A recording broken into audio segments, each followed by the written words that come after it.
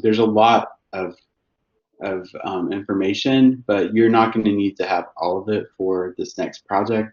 The next project's pretty simple, but I do want you to consider a lot of this when you're working on it, because it can have an impact on your work and all of that. So when we talk about balance, it's really just achieving a sense of equilibrium. And we strive for balance in our lives, and if we don't have it, we tend to feel uncomfortable. And part of the reason is because we're pretty much balanced. If you draw a line down the center of our bodies, we're pretty symmetrical. And so we really, whenever we make art, whenever we design, cars, whenever we design furniture, all kinds of stuff, we tend to make it kind of look like abstract versions of ourselves. And that's where we get that sense of order from, is making the world around us kind of look like us. So if you've ever looked at like a car before, from the front, it kind of looks like a face with the headlights and the bumper. And the same thing with a lot of our furniture and even our homes, from the front sometimes will kind of look like it has a face. You can kind of find a face in a lot of things, like the little electric sockets kind of look like a face. So a lot of that is, for, maybe part of it is function, but some of it I think is also just our subconscious mind designing things that kind of look like abstract versions of us. So that's part of why I think that we tend to like a sense of balance, because it makes it feel like we belong with these objects that we create. So there's a couple of different types of balance we're going to talk about. The two big categories are actual balance and pictorial balance. And that's like whether the object's actually balanced or not. So actual balance would be with two-dimensional art. If it's hanging on the wall, then it's balanced. It's usually hanging by a wire, and it's balanced on the wall. Now with 3D work, though, if it's not balanced, what happens to it? It falls over, right? Buildings and statues and things like that would just fall over. But for two-dimensional art, it may be actually balanced on the wall, but the visual balance or pictorial balance may be there or may not. And so with sculpture, it's a little different. They have to have actual balance as well as architecture. For two-dimensional art, it may hang on the wall, but it may not have pictorial balance. So we're going to talk about that next. So pictorial balance is when there seems to feel like there's a sense of balance in the work visually, not based upon like a scale. And so for those, there's a couple of categories. What we call horizontal balance, where things are lined up on a center axis going horizontally, and then vertically when they're lined up going up and down on like a horizon line. And so I have an example here of horizontal balance. You see the balance here, and then here with the vertical balance. All right. So we also have diagonal balance, and you can see that in this composition where you feel like the strong diagonal between this couple and then this wall in the background. And then radial balance is when everything radiates from a center of a circle.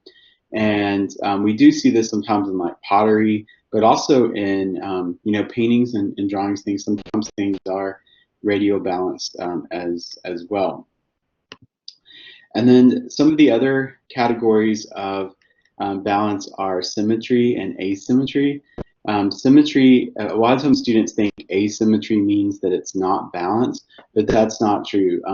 The prefix a means without, so that word asymmetrical literally means without symmetry, but not without balance.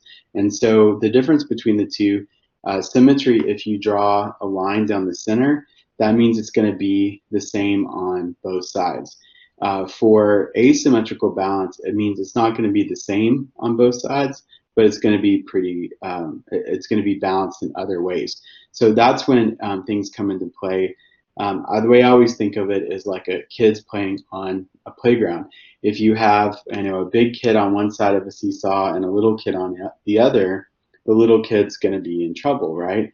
And so how do you balance out that big kid on the seesaw is you have maybe multiple little kids, and or you add some weight to the kid somehow, maybe by adding a heavy jacket or something like that. And so the same thing works with our compositions. If we have a big object, it can be balanced by several small objects in a composition, or maybe a small object that has like a really interesting visual texture to it, or maybe it's the color. Maybe the small object is much more chromatic or vibrant, where the other objects are kind of dull. So there's a lot of ways you can create asymmetrical balance.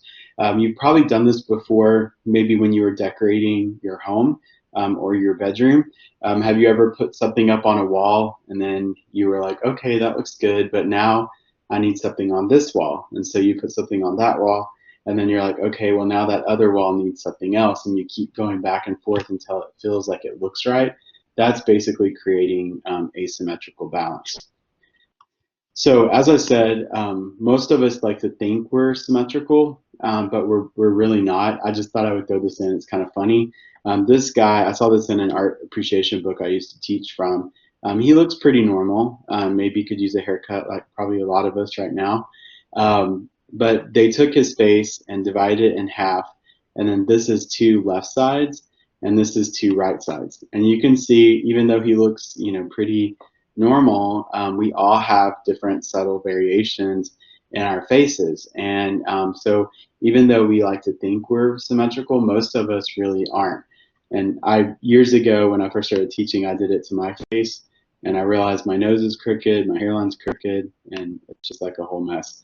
So a lot of us struggle with, I think a lot of people struggle with their appearance and things like that. And scientists actually believe that symmetry in our bodies has, there are some actual medical benefits to it. They think people that are more symmetrical tend to live longer. They can fight off colds and things. They tend to be more attractive, so that they produce, offspring. So it's kind of weird that maybe not all of the plastic surgery and stuff that people do, maybe it's not all for vanity. Maybe some of it is kind of a subconscious desire for, more ideal symmetry. I don't know. When I took art appreciation and design classes back in the late 90s, in our textbook, there were a picture of Uma Thurman and Denzel Washington in our textbook. And this was the late 90s, and a lot of the technology they had back then is probably like kids' toys now.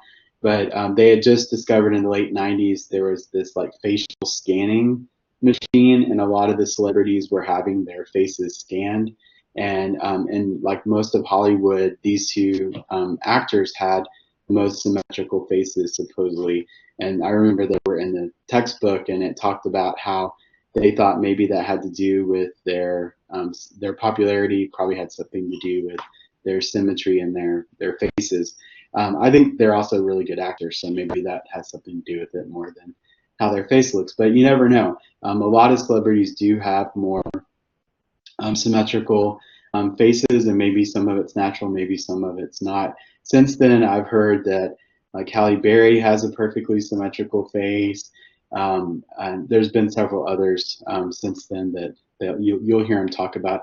I think recently I saw, and it was one of the Hadid sisters. They said had a perfectly symmetrical face, and I think Robert Pattinson.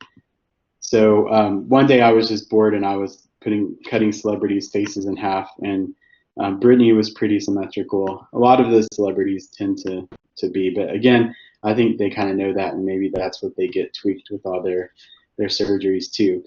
We also find symmetry in architecture, and we see it often with government buildings, as well as a lot of religious buildings tend to be symmetrical. And what this conveys to the viewer is a sense of stability, organization, control, equality, all those different things. So we see this with like the White House, with a lot of churches and synagogues and mosques. Like a lot of times they're symmetrical.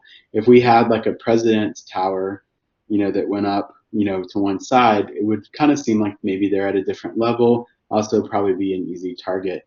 And so we tend to see, anytime we want to convey a sense of order, or unity, like we talked about before, we tend to see more symmetry.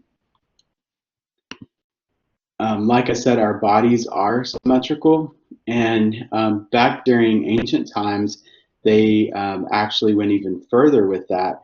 And during ancient Rome, there was a architect named Vitruvius, and he actually wrote that the human body was the perfect measuring device for architecture because the human body could fit in both a circle and a square. And he did a drawing, but he actually, in his drawing, he had the circle inside of the square. And so we haven't talked much about Da Vinci in this class. I tend to talk about him more in my art appreciation and my drawing class because he did a lot of drawing. But Leonardo da Vinci, when he wasn't painting the Mona Lisa and the Last Supper and trying to fly and scuba dive and all kinds of other things that he invented, he also read ancient Roman writing, and he tried to prove a lot of their theories true or false. And he read Vitruvius's theory about the human body and how it fits in a circle and square. And he's like, you know what? I think he's right, but I think his drawing is just wrong. And so what Da Vinci discovered is that if you measure yourself, and if you have someone at home with you, you could probably have them do this if you have a tape measure, but have someone measure your height standing straight up with your feet together, and then extend your arms out and have them measure from the tip of your fingers to the other tip of your fingers. And if you have ideal proportions, that will be the same measurement or close to it. So isn't that kind of cool? So what that means is that we literally can fit in a square, but that if we make like a snow angel, it should make a perfect circle as well. But Da Vinci realized that the circle goes outside of the square a little bit. So, and some even say that this is a self-portrait of Leonardo da Vinci. Although everything they say is a self-portrait of Da Vinci, nobody knows for sure because it's never been proven 100%. That there are people that have tried to get the Italian government to let them dig up his bones and do facial reconstruction and stuff, but I don't think that they'll probably ever allow that. We just have to use our own theories, or I guess. Now, bilateral symmetry, bi means two, and so bilateral symmetry means that it's symmetrical from more than one axis. So here in these designs, this op art piece, we can draw a line from the center vertically and horizontally. And then in this parchment paper, we can see the same here. This does have a little extra bump at the bottom, but if you were to cut it off here, it would be bilateral symmetry as well. This quarantine has made me start drinking energy drinks. I've just passed up the coffee now. So much is going on. And then approximate symmetry, that's where things are almost symmetrical, but not quite like most of us. And then I threw this in. There's this, I can't remember his name, but it's a famous photographer. He just takes like really artistic photos of his dog. And then asymmetry, as I said before, that means that there's not symmetry, but it's still balanced. And I haven't tried to use this tool, but I'm going to see if it lets me. So hopefully you guys can see this. So let's say this is a little seesaw here, and we were to have a little kid here, and then a big kid here. This is not visually balanced, right? And physically balanced either. If this is a composition that we had on our paper, and we had a little kid here, and we had a big kid here, same thing. This is not does not have pictorial balance. So if this was a seesaw, we could add another little kid here, maybe to balance out that kid. And the same thing in our composition, we could add another smaller object to balance out this big object here. Now, let's say that we don't have, let's say we don't have any more kids on the playground, and we have this little seesaw and a big kid over here and a little kid here. Maybe we could put like some chain metal jacket on this little kid that makes him like super heavy. Same thing in a composition. If we have a larger object, it can be balanced out by a smaller object if it has like a more interesting texture or something like that. So there's all these visual tricks to achieve a sense of asymmetry, and they can involve color, they can involve value, they can involve moving the objects closer to the center of the composition. And so I have some of those listed here if you did want to kind of learn those. However, a lot of times you just kind of discover it on your own. You probably all like looked at your work and you're like, I just need something else. Like that's usually means that there's no balance to it. So you need to achieve asymmetry in another way. So these are some of those tools that will help you. If you ever get stuck, you may think about some of these ways to do that. As I said, you can do this with color, also playing with complementary colors, and also like intense and pale colors or tints of colors. Now, as I just said, with art, usually you just kind of keep working on it till it looks right. But when you're a student, sometimes you don't know what that is. That's why throughout this class, I've told you things like turn your composition upside down. Sometimes that will make you look at it differently, or hold it up and look at it in the mirror, or take a break and come back and look at it later. Take a black and white photo of it and see how it looks compared to it in color, because maybe it's not the color, maybe it's the other elements that aren't working together. So there's a lot of little tools you can do. So here I just wanted to go through and show you some artist work that has asymmetry.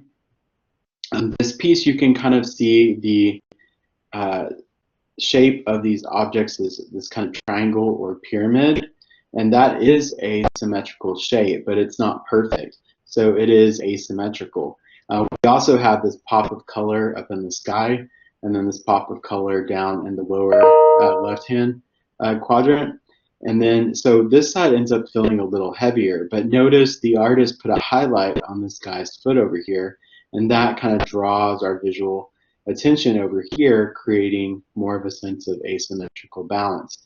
Notice also we see like this primary color scheme. I want you to realize that a lot of those color schemes, the reason I'm having you do those is they really do help, and you'll start to see them used quite a bit in art history. I think we talked about this piece when we discussed color. However, we hadn't talked about balance yet. So we have here this bar that goes right off the center that makes this side feel much heavier, but as our eyes go up, this bright red hat grabs our attention because it's surrounded by all these muted greens, which are its complementary color. And then this little sun in the sky is about the same size as this hat, so we make a visual connection here, drawing the attention more over this way, creating asymmetrical balance. And Degas did this with a lot of his work, and trying to create really challenging compositions and balance that was, if it was black and white, it really wouldn't have pictorial balance. Now with sculpture, it really depends on the view. It does have to have actual balance or it's going to fall over. But then as far as it being symmetrical, asymmetrical, radial, bilateral, whatever, it just depends on where you stand, because with sculptures you walk around them, and in addition to, you don't just see them from one view. Now this next image is a little disturbing, just to warn you, but sometimes artists create imbalance on purpose, and this was a photograph of a violent act taking place, and it was used in media to create a sense of imbalance. And imbalance means that it's not balanced and it makes you uncomfortable.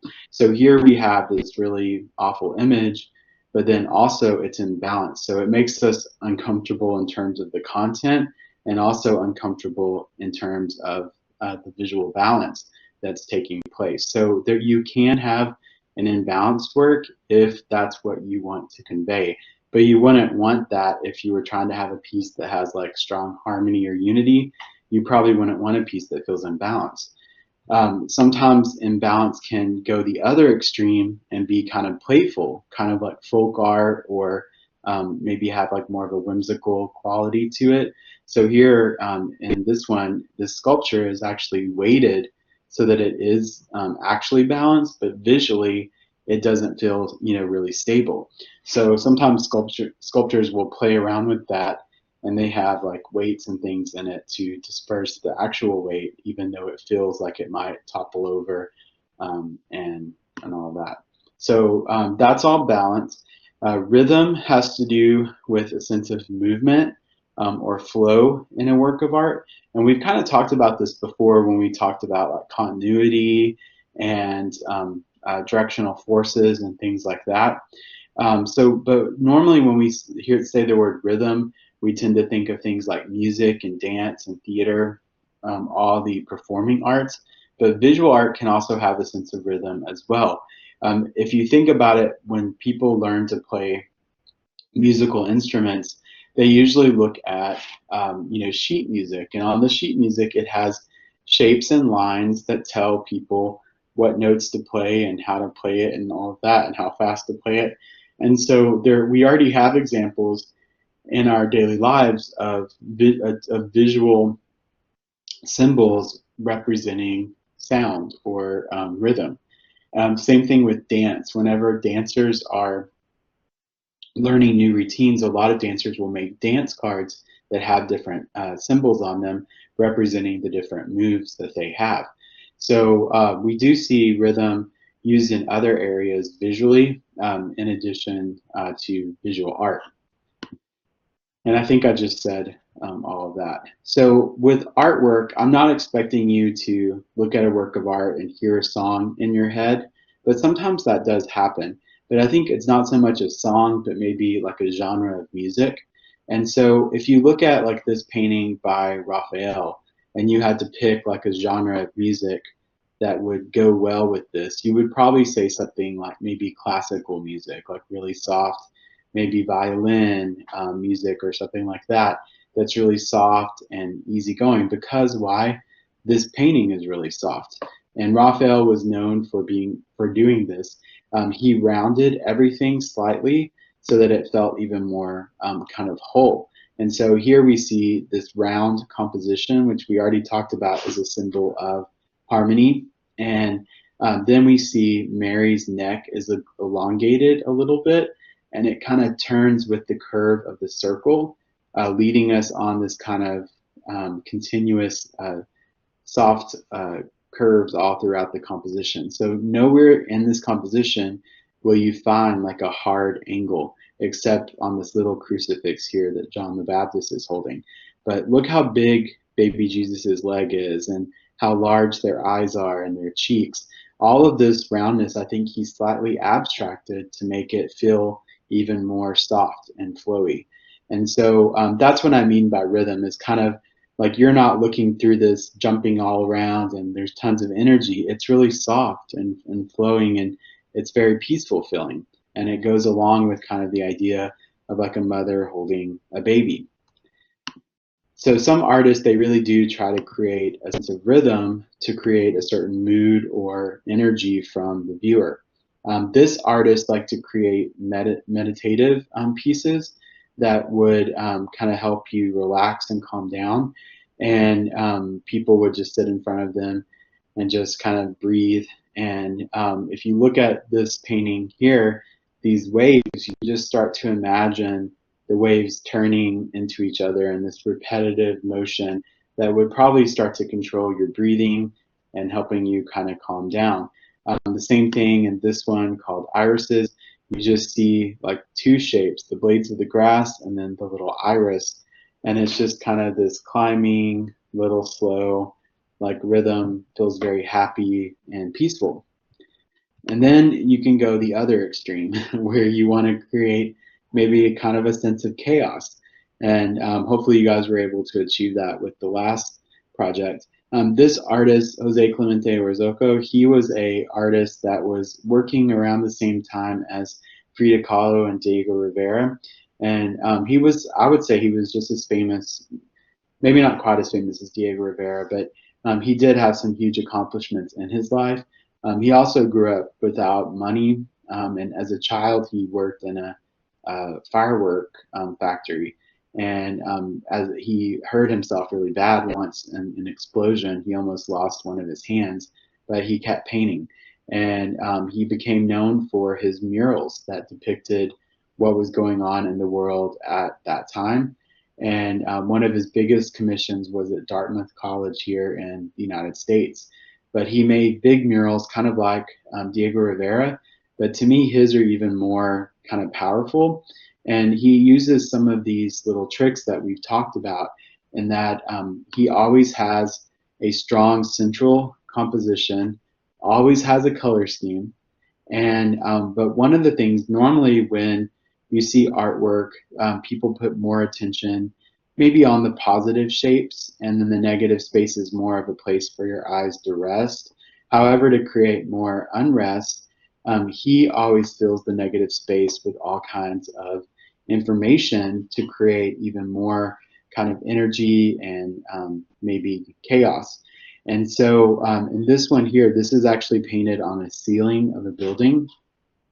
One of my students a few years ago that was from Mexico said she actually saw this, and the place is an orphanage now. And I thought that's kind of scary for children. But on the ceiling, you would see the stairs are going in the same direction that we have this man's arms moving. And this man is supposed to be the father of Mexican independence, and he's fighting off all the outside influences from the 1930s. And you can see this warm analogous color scheme, analogous again meaning neighbors on the color wheel. So we have red, red, orange, orange, yellow, orange, all those warm colors being used. And he's fighting off, we can see in the negative space, like swastikas, crosses, sickles, all of these other religious and social political icons all throughout the composition. And so it creates like this really dynamic energy, and the movement is the same movement or rhythm that you would have walking up or down the stairs. So it's really cool how he thought about that in creating this piece. This was one he did. This was part of the mural, I think, at Dartmouth College, and it's called The Epic of American Civilization. Again, we see this strong central figure, and then we see all this other stuff going on in the background. We see a primary color scheme with mostly reds, yellows, and blues. And we see a lot of things going on. It looks like some people maybe from the church, like drowning in money and hoarding money. We see some books being supported by cannons or weapons. We see it looks like a general from maybe another country about to stab this Mexican rebel in the back. We see people that look like they graduated a little too late. Destruction, some gangsters running around the streets in the background with masks on, fallen, what looks like ancient buildings, but maybe they're also symbolic of like American architecture because it pulls a lot of inspiration from that. And then we also see people walking, little kids walking, and it looks like they don't have eyes, and they're being led by a woman. So I don't think that his message for, or his outlook of the United States was very positive at the time, and I don't know if he would paint a different picture today or not. But you can see how all the stuff going on, it really creates this kind of chaotic rhythm that's taking place. Like your eyes just are moving all over the place. And then this is probably one of my favorite of all of his pieces. It's called Modern Migration of the Spirit. And this piece was not meant to be taken literally, but more kind of make people think about what they do in the name of religion. Throughout our history, religion has waged wars from all over the world, from the Middle Ages to things happening all over the world based upon religion. Even in World War I and II, you saw people putting like biblical verses on bombs, that they were dropping, and we saw a lot of war based upon religion throughout the years. And so here we see Jesus has cut himself off of the cross, and his wounds are exaggerated, like he really had to work his way off the cross, and he almost looks like Rambo, like he looks like he's a warrior Jesus. And it shocks you, especially with this warm analogous color scheme and him standing in the middle. You don't know whether you should be scared or what's going on, but it's not meant to be taken literal. It's meant to kind of make you realize, like, most of the world religions preach peace and forgiveness and helping each other out, but it gets spun a little bit different as it goes on and on. And you can see if you could see the rest of it clearly, you could see other religions, and it's like everything is destroyed. Like there's no people left. There's just these icons of the different religions and weapons of destruction. So it makes you kind of question, what is really the basis of religion.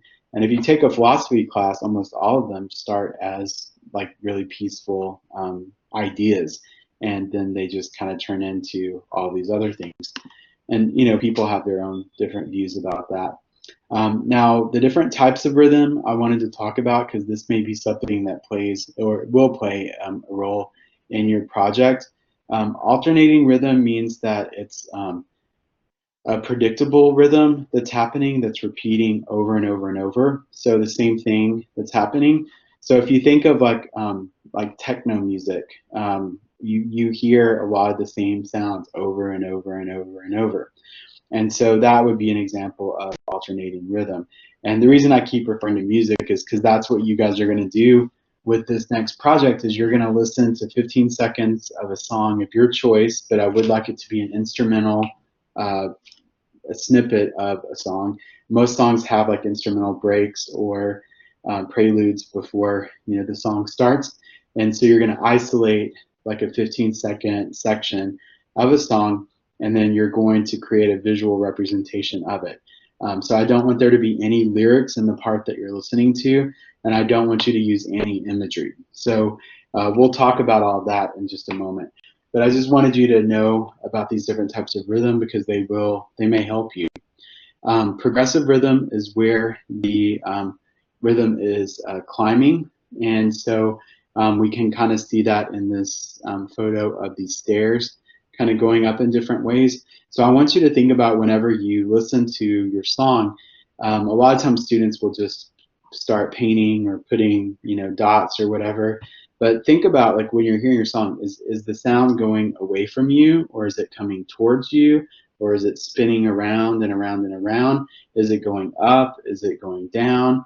Is it going all around? So there's a lot of things you're going to have to consider as you're working, and I think thinking about what type of rhythm you want to create will be helpful with that. So now I'm going to move on to the second one. This one's pretty short.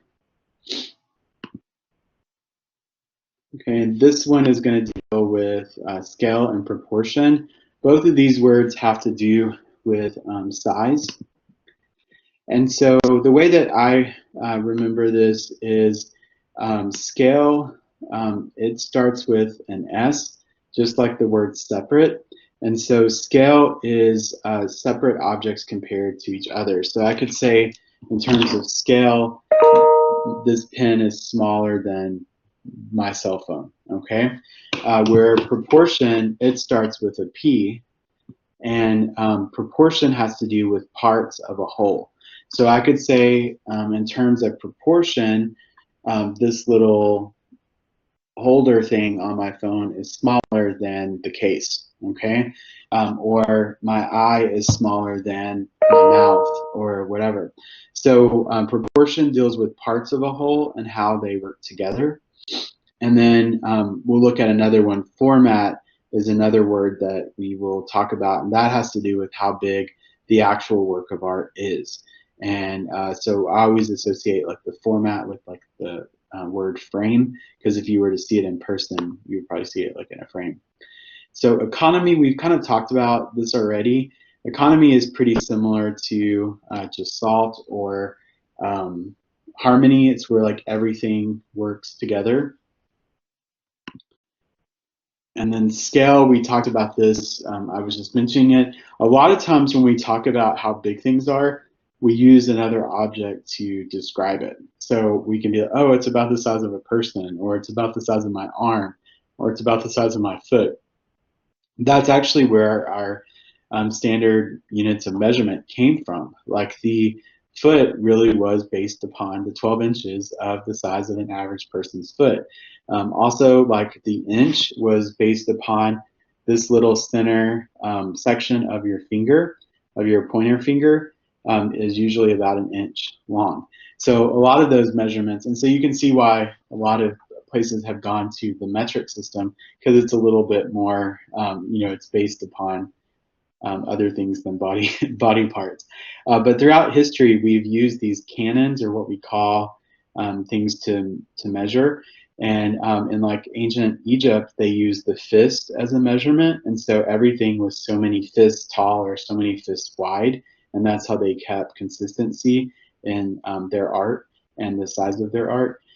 In like drawing people, my drawing class right now, we're focusing on portraits, and the way that you measure a lot of the face is by using the eye as a measuring device. If you're measuring the human body, we tend to use like the measurement of the head, and so most people are about 7.5 to 8 heads tall. And if you're wondering, like, well, some people are taller than others, well, their heads are probably bigger too. So all those things, kind of that's what proportion is really about. So the reason we're talking about this with this project is because some of the sounds that you hear in your song are probably going to be louder or more dominant than others. So you're going to need to play around with how big you make certain things and how small you make certain things, depending on how intense those sounds are. Hopefully that makes sense, and you'll see more of that as I show you some examples. So a lot of artists play with scale to create a reaction in the viewer. Here you can see this toy ball was made like the size of a room, and so it kind of feels kind of strange. Deanne Arbus was a famous photographer that photographed a lot of people that were seen as outcasts in society. And one of the things I love about her work is that she never made anybody pose for her. Where a lot of photographers will make the models pose, since she was photographing people that were made to feel different or uncomfortable most of their lives. We're talking about the mid 1900s. So not 2020 when we have reality shows about every walk of life. We're talking about the 1950s, whenever, being a drag queen was illegal, gay clubs were illegal. A lot of people that had physical deformities were put into, they weren't encouraged to go out into public because they were seen as freaks. And there are even people that had children that had, different disabilities and things like that. A lot of times they were put in homes so that people didn't have to see it. And so it was a really sad time because people were all trying to be like each other, and they weren't embracing diversity. And I think today's world, we embrace diversity a lot more, and we celebrate it in a way. So, Deanne Arbus would go out and try to find these people that were kind of like anomalies, and she found beauty in those things that were different, that weren't, normal, whatever normal is. And that's what made her work unique. And so she felt like a lot of these people have been made to feel so strange and out of place that she didn't want to make them uncomfortable by posing for her. So if she had to lay on the floor, if she had to climb up on a table, or do whatever, she would move instead of making the models move. And I just thought that was really cool. But this was a person that was a giant at home with his parents. So scale and proportion, like I said, they're tied closely together, but they're a little bit different. So we talk about that. We kind of talked about this too. And like in some places, like we use all kinds of measuring devices. These mats in Japan are used to create, like that's what they use to describe like the size of different rooms. In art, we've kind of done this already. We've talked about enlarging, and we used a projector in class. But if you don't have a projector, one thing you can do is draw a grid. And so you can take like your image, divide it up into like 1-inch squares, and then draw on your paper, let's say 2-inch squares, and you're doubling the size of the object. So that's what this next slide kind of tells you, how to do that kind of thing. All right, and for scale also, if you go throughout art history, usually like the thing that's the largest in a composition, probably up until the 1700s, usually whatever was largest was the most important thing. And so in a lot of religious art, you'll see like Buddha will be bigger than everyone else and be larger than like the Bodhisattvas. And you'll see like in ancient Egyptian art, you'll see certain gods that are bigger than like other people. And in Christian art, you'll see like Jesus will be larger than maybe like the angels and things like that. So we call that the hierarchy of scale. And so a lot of times it's not so much natural, but it's more to kind of show the importance of certain individuals. Even like with like political imagery, you'll see like in a lot of Napoleon's artwork from when he was um, in charge, you'll see he's often made to look really large when in real life he was really short. And so you'll see that kind of changed. And there's even a famous painting called Napoleon Crossing the Alps. And in the painting that David did, he painted Napoleon on this big horse and he looks all strong. But supposedly the real story was that he rode a donkey across the mountains. So, you know, with artists, we take liberty to kind of change things to make it seem more ideal, maybe sometimes when it's not always. And so these are just some examples of like changing the scale and the impact that it has. This Tijuana projection project, this was something that was done where they were projecting true stories of victims on this big building and at night, and then they would play audio too, kind of making, I guess, maybe the government and the people more aware of, whoops, I'm just not much sure. Sorry. In all of these sessions, I'm sitting on a bar stool, so it kind of starts to hurt after a while. All right, here we see another play with scale. That's an actual car driving down the road, but this big mural is of people running a marathon. So at first glance, you're like, what is real? Like, it's kind of, it makes it seem like a toy car. We also see this kind of play with scale with a lot of earthworks that we see. A lot of these, they date back, you know, hundreds of years ago, some thousands of years ago around the world. And they're so strange, like a lot of people assume maybe it was like aliens or like magic and things like that, spiritual sort of things, but it's these large mounds where people like manipulated the earth or aliens or whatever. We're kind of aliens. We're on a planet in outer space too.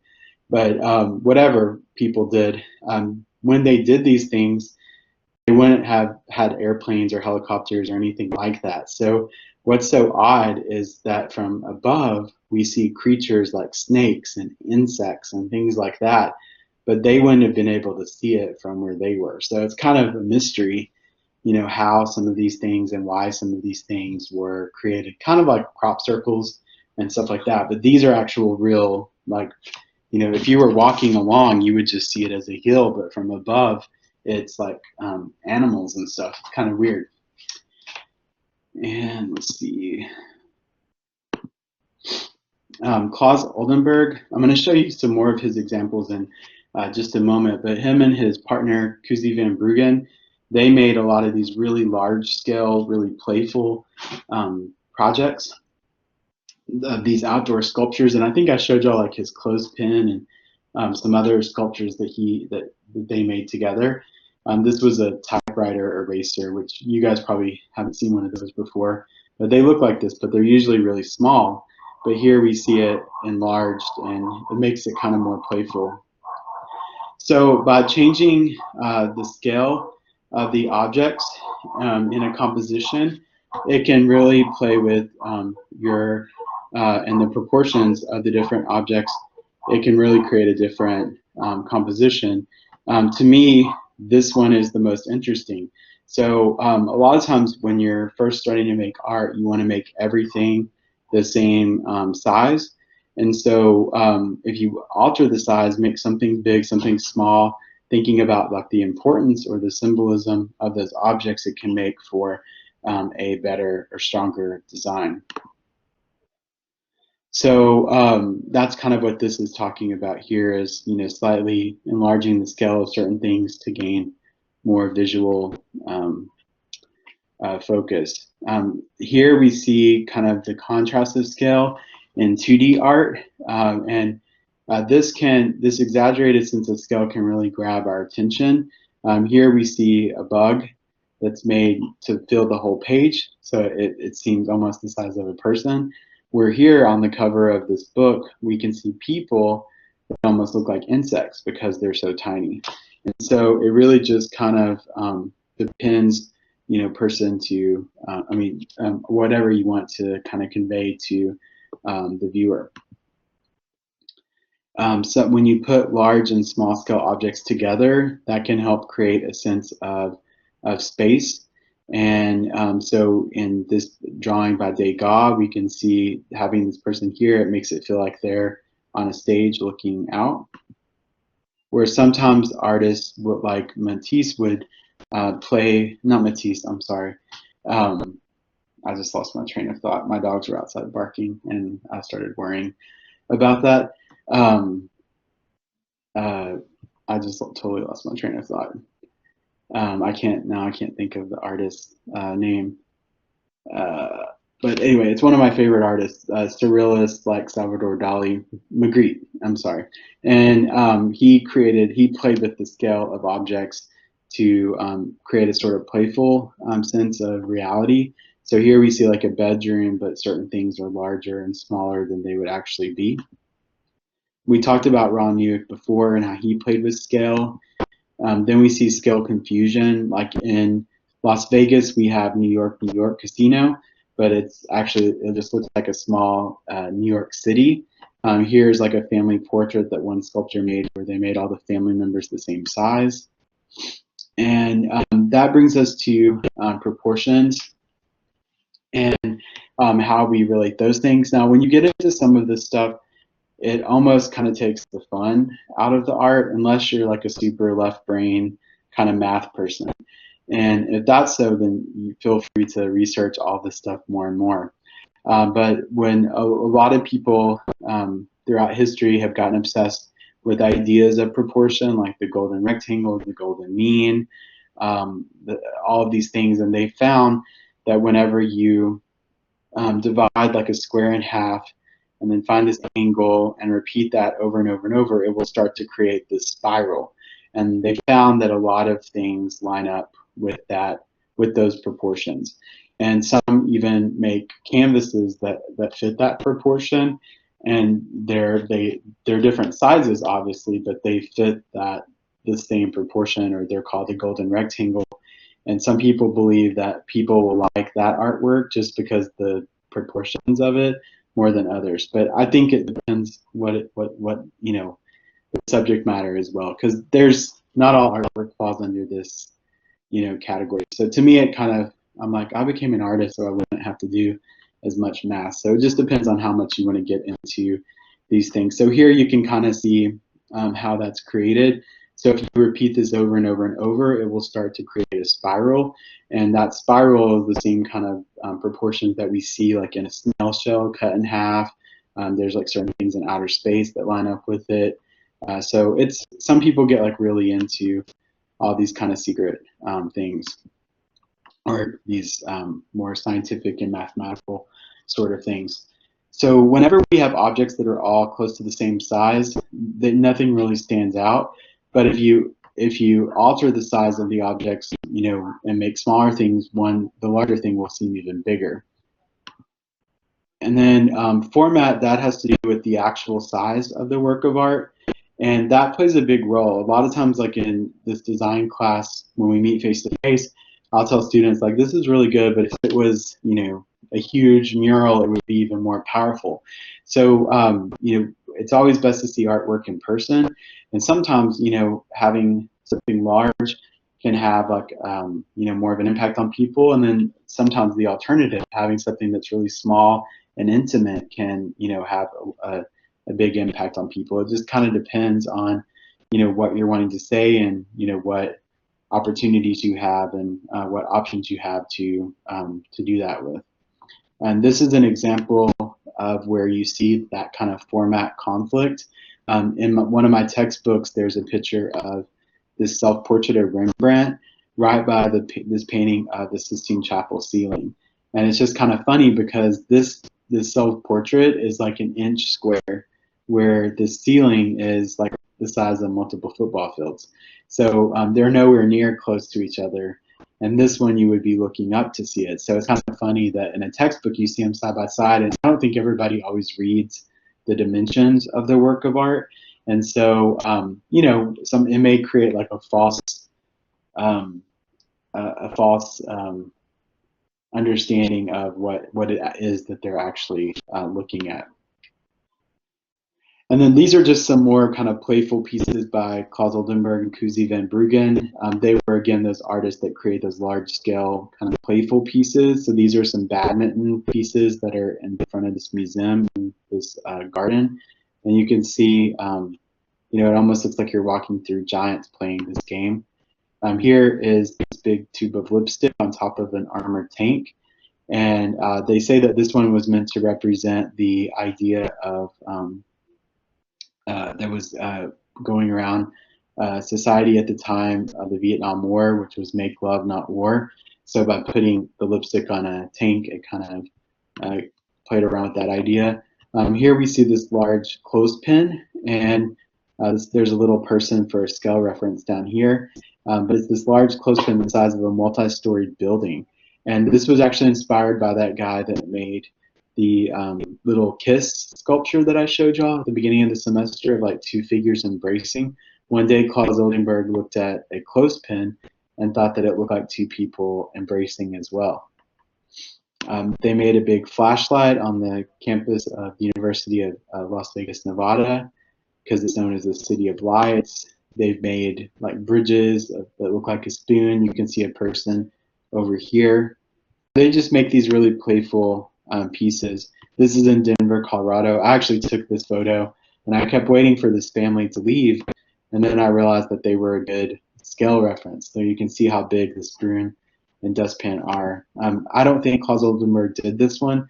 It was also in Denver. I just took a photo of it, and I couldn't find the artist's name anywhere, but you can see it really plays with scale because the horse and the chair are both larger than either one of those objects would be in real life, but then the chair is still larger than the horse. So it kind of makes you feel like it feels very childlike and kind of playful. So here I have a few pieces by Michelangelo, and then we'll wrap it up. But I threw Michelangelo's sculptures in here. I know that this is a 2D design class, but I wanted to just show you the impact that scale and proportion can have on the viewer and why they're important. But this is a sculpture called the Pieta, and it's supposed to show Mary holding Jesus' dead body, depicting the story from the Christian faith of right after Jesus' crucifixion. And at first glance, you just kind of feel empathy for this woman holding this man's body, whether you know the religious story behind it or not. But then upon further inspection, if you notice, her body is way larger than his. And he was, I think in the religion, in the Bible, I think it says he was in his 30s whenever he was killed. And so you can see Michelangelo made Mary like really large. Like she almost looks like double or triple the size of Jesus. And you don't notice that at first because you just see a mother, you think of a mother and a child because that's what it is. Then you notice her legs are like way bigger than her upper body. So he exaggerated the proportions of her body so that her lap would be more of a base for his body to drape across. And if you look closer at their features, her face looks a lot younger than his. And if you look at her expression, she doesn't look scared or sad. It almost looks like the way a mother would look at their newborn baby. And so that's made a lot of critics wonder, and historians wonder, was Michelangelo a much more modern sculptor? Was this about Jesus dying, or was this about Mary's love? And was this about when Mary gave birth and she was thinking about the role that her son was to play in this biblical story. And so it's really impressive. But also, this is all one piece of marble that he carved this out of. So it's super impressive on multiple levels. But I love how he was able to convey this sense of maternal instinct of holding your child, even though he would have probably been way larger than her. And just to show you what that would look like, here is a sculpture of the same scene done, almost 100 years before Michelangelo's, and you can see it's more accurate in terms of scale and proportion, and it looks like Jesus is about to fall off of her lap. It almost feels uncomfortable, like she can barely hold him up. So whenever you see these two side by side, you can see by making her larger and by making her lower body, the proportions exaggerated, it tend to, I think, get more of a reaction of empathy and connect more with the idea of motherhood than the one on the right that feels more, kind of grotesque, and it doesn't give you the same feeling, really. Same story, but different content or feeling from it. The same thing happened with Michelangelo's David. This was a story, a biblical story of a young teenage boy that killed a giant. And but yet he made the young teenage boy like 17 feet tall. And the nudity is to symbolize like his innocence. And we can see the slingshot that he used to knock the giant out over his shoulder. And his hands, the proportions are exaggerated. His hands are much larger, I think, to symbolize the strength that he didn't know that he had been granted for that moment. And the height was more kind of, I think, a play with the idea of him defeating a giant, but yet his power was like more than a giant. Donatello had made this same sculpture or the same story of a sculpture of this before Michelangelo, and it was about 5 foot 1 inches tall. So it was more lifelike, and it's also a different part of the story. You can see him standing on the giant's head. And so it's kind of interesting how they pick different parts of the story to tell. And then Bernini also sculpted the same thing, but he chose the most climatic point of the story right when David was about to let go of the slingshot. So you almost feel like you have to duck. So side by side, they all kind of give you a different aspect of the story. And I think Michelangelo's is much more accurate. I mean, not accurate, but more exaggerated with him being, because he would be